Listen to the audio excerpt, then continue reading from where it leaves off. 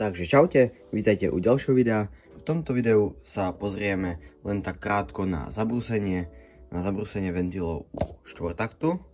Mám tu hlavu z EXC F250, rok výroby 2007. Tu máme vyčistené ventily od karbónu. Tuto môžete vidieť, že už som si tu jeden ventil dal. Ak ešte nemáš odber, nezabudni ho tam dať a my sa môžeme do toho pustiť. Že ako prvé som si vlastne dal dnuka ventil a naniesol som si na kraj. To už teraz tu nie je vidno, ale na túto dosadacú plochu som si vlastne s malým šrubovačíkom naniesol jemnú brúsnu pastu, ktorú som si tuto zmiešal spolu s olejom, aby to aj mazalo. Čiže tuto si nanesiete tú brúsnu pastu, dáte si dnu ventil. A ja to robím tak, že si na koniec ventila trošku dám izolačky. Dám si trošku izolačnej pásky, aby som si nepoškodil ten koniec. A zoberiem si to buď do ruky, alebo napríklad u japonských motoriek tu je horší prístup, toto je KTM, takže tu máte lepší prístup. Ale ako hovorím, napríklad u Yamahy alebo Kawasaki tam je zlý prístup, takže zoberiete si to do kombinačiek a normálne točivým pohybom, pruživým pohybom si to zabrúsite. Teraz si to názorne ukážeme. Môžete aj pri tom povysúvať trochu, ale takýmto pruživým pohybom si to pomaličky zabrúsime. Samozrejme netreba to prehnať, aby ste to až veľmi nezabrúsili. Môžete trochu aj potiahnuť tie kliešte k sebe, aby vlastne malo väčší tlak na tú plochu ten ventil. Tak a keď už cítite, že vlastne tá pasta už ide hladšie, ten ventil pekne sa otáča.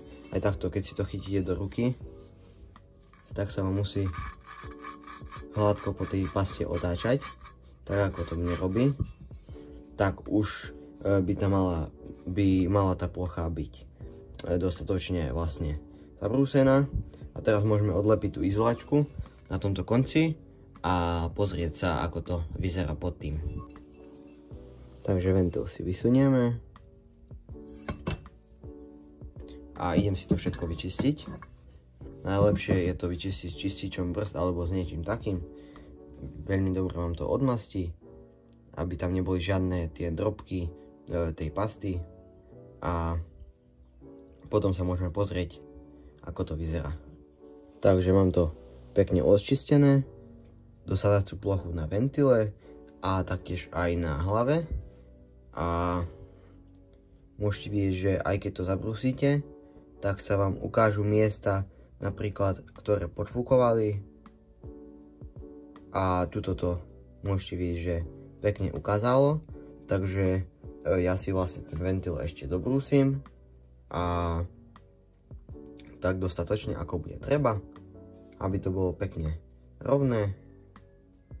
A takto si prejdete všetky 4, zabrúsite všetky 4 a na konci, ja si to ešte teraz idem obrúsiť a na konci videa si ukážeme, ako by mali tesniť tie ventily pomocou benzínu a vzduchu. Ukážem si ich tesnosť.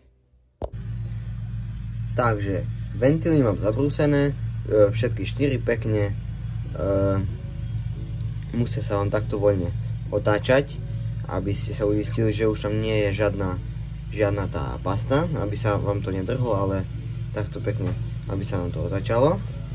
A zoberiem si striekačku a do striekačky si natiahnem trochu čistého benzínu. Mám tu čistý benzín a treba si podložiť vlastne, napríklad ja som si tu len takto s nejakým štecom alebo hociaké drievko alebo niečo si podložte, aby tá hlava vlastne bola v rovine, aby vám neutekal ten benzín. Takže ja si tu strieknem. Takže ventily si zatlačíte. Takto si tu strieknete na obidve strany benzín. Ja mám na nejaké 2 alebo 2,5 baru nafúkaný kompresor. A najprv si vyskúšame tie sácie ventily, striekneme si do sania, podržíme si ventily z vrchu, alebo takže menšie technické komplikácie, nevadí. Trochu som počkal a ten benzín ani veľmi neklesol. Treba mať vlastne pritlačené tie ventily, lebo tam nie sú spružinky.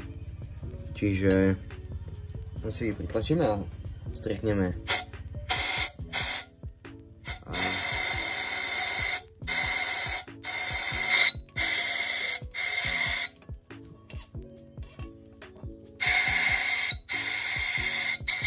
A takto si fúkneme do sania a musíte pozorovať ten benzín vlastne dookola, aby vám tam nevznikali žiadne bublinky a samozrejme, aby to nepretekalo. Môžete vidieť, že ten benzín sa pomaličku míňa, ale fakt pomaličku. To je kvôli tomu, že tam nie sú spružinky a tie ventily nie sú úplne pritlačené vlastne ku tej hlave. Takže to je úplne v poriadku, ale keď to skúšate, tak si to fakt pridržte s prstami aspoň a takto to skúste. Mohli ste vidieť, že žiadne bublinky nie sú. A takto si skúsite aj tie výfukové, lenže cez výfukový kanál si fúknete vzduch. Takže toto by bolo koniec tohto videa. Dúfam, že ste si nejak pomohli s tým alebo niečo. Není to profesionálny návod, neberte to tak. Je to len tak, ako to robím ja. Ja to robím takto amatérsky, ale možno, že sa vám ten spôsob zapáči a skúsite si to tiež. Takže ak ešte nemáš odber, nezabudni kliknúť a samozrejme, ak sa ti video páčilo, nezabudni aj na like a my sa vidíme u ďalšieho videa. Zatiaľ sa majte a čaute.